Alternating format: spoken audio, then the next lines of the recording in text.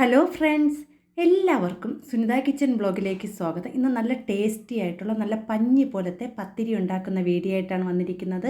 അപ്പം നിങ്ങളെല്ലാവരും video skip ചെയ്യാതെ കാണണം.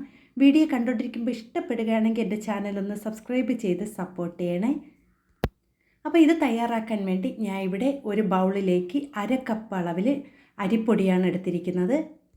അപ്പോൾ ഇടിയപ്പമൊക്കെ തയ്യാറാക്കുന്ന ആ ഒരു അരിപ്പൊടിയാണ് എടുത്തിരിക്കുന്നത്. ഇനി ഇതിലേക്ക് ഇതിനാവശ്യമായ ഉപ്പ് ചേർത്ത് കൊടുക്കാം. ഇനി ഇത് മാവും ഉപ്പും കൂടി നല്ലതുപോലെ ഒന്ന് മിക്സ് ചെയ്ത ശേഷം ഇതിലേക്ക് 1/4 കപ്പ് വെള്ളം ഒഴിച്ചു കൊടുക്കാം. അപ്പോൾ നമ്മളിവിടെ 1/2 കപ്പ് അരിപ്പൊടിക്ക് 1/4 കപ്പ് വെള്ളമാണ് ഒഴിച്ചു കൊടുക്കുന്നത്. നിങ്ങൾ കൂടുതൽ തയ്യാറാക്കുമ്പോൾ അതനുസരിച്ച് നമുക്ക് ഓരോ സാധനങ്ങൾ കൂട്ടി കൊടുത്താൽ മതി കേട്ടോ. ഇനി ഇതിനെ കട്ടകളൊന്നുമില്ലാതെ നല്ലതുപോലെ കലക്കിയെടുക്കണം. ഇതൊരു ദോശമാവിൻ്റെയൊക്കെ പരുവത്തിന് നല്ലതുപോലെ കലക്കിയെടുക്കണം കേട്ടോ. ഒട്ടും തന്നെ കട്ടകളൊന്നും പാടില്ല. അപ്പോൾ ഇതുവരെ എന്നെ സപ്പോർട്ട് ചെയ്ത എൻ്റെ എല്ലാ കൂട്ടുകാർക്കും ഒരുപാട് നന്ദിയുണ്ട്. കുറേ പേര് എന്നെ സപ്പോർട്ട് ചെയ്യുന്നുണ്ട്, അതിന് ഒത്തിരി നന്ദിയുണ്ട്. ഇനിയും എല്ലാവരും എൻ്റെ വീഡിയോ ഫുള്ള് കണ്ട് സപ്പോർട്ട് ചെയ്യണേ. അപ്പം ഞാനവിടെ മാവ് നല്ലതുപോലെ കലക്കി എടുത്തിട്ടുണ്ട്. ഇനി നമുക്കൊരു കുക്കർ എടുക്കാം. അതിലേക്ക് ഈ ഒരു മാവ് ഒന്ന് ഒഴിച്ചു കൊടുക്കാം കേട്ടോ. ഇനി നമുക്കിതിനെ അടുപ്പിൽ വെച്ച് ചെറുതീയിൽ നല്ലതുപോലെ കുറുക്കിയെടുക്കണം. ഒട്ടും തന്നെ കൈ എടുക്കാതെ തന്നെ നല്ലതുപോലെ കലക്കി കൊടുത്തുകൊണ്ടിരിക്കണം കേട്ടോ. അപ്പോൾ തീ കൂട്ടി വയ്ക്കാൻ പാടില്ല, ചെറുതീയിൽ തന്നെ നമ്മളിതിനെ വേവിച്ചെടുക്കണം നല്ലതുപോലെ, എന്നാലേ വെന്ത് കിട്ടുള്ളൂ കേട്ടോ മാവ്. അപ്പം ഞാനിവിടെ ഇത് നല്ലതുപോലെ കലക്കി എടുക്കുന്നുണ്ട്. കൈ എടുക്കാതെ തന്നെ ഇതുപോലെ ഒരു വിസ്കോ അല്ലെങ്കിൽ ഒരു തടി തവിയോ ഉപയോഗിച്ച് നമ്മൾ കലക്കിക്കൊണ്ടിരിക്കണം കേട്ടോ. അപ്പം ഞാനിവിടെ മാവ് ചെറുതായിട്ട് കട്ടിയായി വരുന്നുണ്ട് കണ്ടോ. നിങ്ങൾക്ക് വീഡിയോ കാണുമ്പോൾ തന്നെ അറിയാം നല്ലതുപോലെ സോഫ്റ്റായിട്ട് തന്നെ കിട്ടുന്നുണ്ട്. ഒട്ടും തന്നെ കട്ടകളൊന്നും ഇല്ലാതെ തന്നെ നല്ലതുപോലെ കലക്കിയെടുത്തിട്ടുണ്ട്. അപ്പം ഞാനവിടെ മാവ് നല്ലതുപോലെ കുറുകി കിട്ടിയിട്ടുണ്ട് കണ്ടോ. ഇതുപോലെ നല്ലതുപോലെ കുറുകി വരണം. നമുക്ക് ചെറുതീയിൽ വെച്ച് തന്നെ അതിനെ കുറുക്കിയെടുക്കണം കേട്ടോ, അല്ലെങ്കിൽ പെട്ടെന്ന് തന്നെ അത് അടിയിലൊക്കെ കരിഞ്ഞു പോകും. അപ്പം ഞാനവിടെ നല്ലതുപോലെ കുറുക്കിയെടുത്തിട്ടുണ്ട്. ഇനി നമുക്കിതിനെ മൂടി വെച്ചിരിക്കാം കേട്ടോ. നമുക്കൊരു തീയൊക്കെ ഓഫ് ചെയ്ത ശേഷം ഒരു 5 മിനിറ്റ് ഒന്ന് ഇതിനെ മൂടി വയ്ക്കാം. അപ്പോൾ ഇത് തണുത്ത് വരുന്ന സമയം കൊണ്ട് നമുക്ക് ഇതിനാവശ്യമായ ഒരു കറി തയ്യാറാക്കിയെടുക്കാം. ഒരു മുട്ടക്കറി, ഒരു സ്പെഷ്യൽ മുട്ടക്കറിയാണ് തയ്യാറാക്കുന്നത്. അതിനുവേണ്ടി ഞാൻ ഇവിടെ ഒരു മിക്സിയുടെ ജാർ എടുത്തിട്ടുണ്ട്. അതിലേക്ക് ഒരു സവാള ഇട്ട് കൊടുക്കാം. ഇനി ഇതിലേക്ക് 2 തക്കാളി അരിഞ്ഞത് ചേർത്ത് കൊടുക്കാം. അടുത്ത് ഞാൻ ഇതിലേക്ക് 2 പച്ചമുളകും 2-3 അല്ലി വെളുത്തുള്ളിയും ഒരു ചെറിയ കഷ്ണം ഇഞ്ചിയും കൂടി ഞാൻ ഇതിലേക്ക് ചേർത്ത് കൊടുക്കുന്നുണ്ട്. ഇനി ഇതിലേക്ക് 1/4 ടീസ്പൂൺ അളവിൽ മഞ്ഞൾപ്പൊടിയും 1/2 ടീസ്പൂൺ അളവിൽ മല്ലിപ്പൊടിയും അടുത്ത് ഒരു 1/4 സ്പൂൺ അളവിൽ മുളക് പൊടിയും. ഇനി നമുക്കിതിനെ അരയ്ക്കാൻ പരുവത്തിന് നമുക്ക് വെള്ളവും കൂടി ചേർത്ത് കൊടുക്കാം. ഞാൻ ഇവിടെ 1/2 കപ്പ് അളവിൽ വെള്ളവും കൂടി ചേർത്ത് കൊടുത്ത് നല്ലതുപോലെ ഒന്ന് അരച്ചെടുക്കുകയാണ്. ഇനി ഒരു പാൻ ചൂടായിട്ടുണ്ട്, അതിലേക്ക് ഞാൻ കുറച്ച് എണ്ണ ഒഴിച്ചു കൊടുക്കുകയാണ്. ഇനി നമുക്ക് ഇതിലേക്ക് അരച്ച് വെച്ചിരിക്കുന്ന ആ ഒരു മസാലയും കൂടി നമുക്കിതിലേക്ക് ചേർത്ത് കൊടുക്കാം. അപ്പോൾ വളരെ ഈസി ആയിട്ട് തയ്യാറാക്കാൻ പറ്റിയ ഒരു മുട്ടക്കറിയാണ് കേട്ടോ. അപ്പോൾ ഞാനവിടെ അരച്ച് വെച്ചിരുന്ന മസാലയൊക്കെ അതിലേക്ക് ചേർത്ത് കൊടുത്തിട്ടുണ്ട്. ഇനി നമുക്കിതിനെ നല്ലതുപോലെ വറ്റിച്ചെടുക്കണം കേട്ടോ. ഇതിനാവശ്യമായ ഉപ്പും കൂടി ചേർത്ത് കൊടുക്കാം കേട്ടോ. അതും കൂടി ചേർത്ത് കൊടുത്തതിന് ശേഷം നമ്മൾ ഇതിനെ നല്ലതുപോലെ കുറുക്കിയെടുക്കണം. ആ ഒരു പച്ചമണം എല്ലാം മാറി കിട്ടുന്നത് വരെ ആ കറി നല്ലതുപോലെ കുറുകി വരണം കേട്ടോ.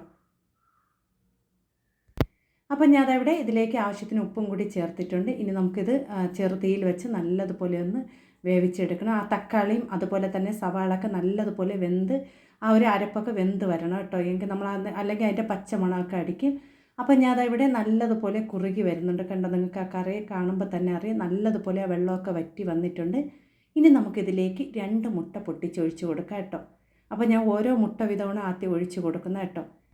അപ്പം ഞാനവിടെ ആ കറിയിലേക്ക് 2 മുട്ടയും പൊട്ടിച്ചൊഴിച്ച് കൊടുത്തിട്ടുണ്ട്. ഇനി നമുക്ക് തീ കുറച്ച് വെച്ചതിന് അതിന് നല്ലതുപോലെ ഒന്ന് വേവിച്ചെടുക്കാം. അധികം തീ കൂട്ടി കൊടുക്കാൻ പാടില്ല. ആ ഒരു ചെറു തീയിലിരുന്നതിന് ആ മുട്ട നല്ലതുപോലെ വെന്ത് കിട്ടണം കേട്ടോ. അപ്പോൾ ഇവിടെ മുട്ട നല്ലതുപോലെ വെന്ത് വറ്റി വന്നിട്ടുണ്ട്. നല്ല ടേസ്റ്റാണ് കേട്ടോ കഴിക്കാൻ. നമുക്ക് ആ ഒരു കറി ആ ഒരു മുട്ടയുടെ പുറത്തേക്ക് ഒന്ന് പതുക്കെ ഒന്ന് നീക്കി കൊടുക്കാം കേട്ടോ.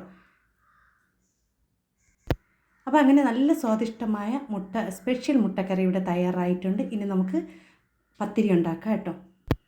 അപ്പോൾ പത്തിരി മാവിന് കുഴയ്ക്കേണ്ടതില്ല കേട്ടോ, നല്ലതുപോലെ സോഫ്റ്റാണ് കേട്ടോ.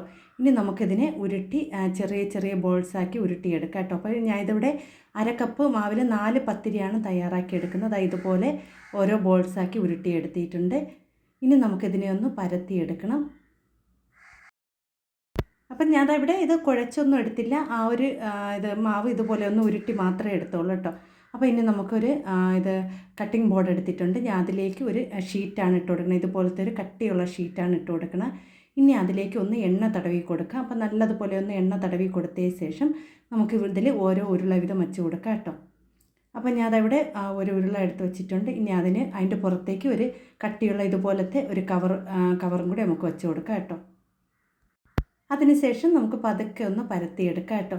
അപ്പോൾ ഞാനതവിടെ പതുക്കെ ഒന്ന് പരത്തി കൊടുത്താൽ മതി. ഞാൻ ഇവിടെ പരത്തുമ്പോൾ അധികം റൗണ്ടിനൊന്നും കിട്ടില്ല കേട്ടോ, എങ്കിലും ഞാൻ ഒന്ന് ശ്രമിച്ച് പതുക്കെ ഒന്ന് പരത്തിയെടുക്കുകയാണ് കേട്ടോ. അപ്പോൾ ഞാനതവിടെ നല്ലതുപോലെ ഒന്ന് പരത്തിയെടുത്തിട്ടുണ്ട്, ചെറുതായിട്ടൊക്കെ ഒന്ന് റൗണ്ടാക്കി ഷേപ്പാക്കി എടുത്തിട്ടുണ്ട്.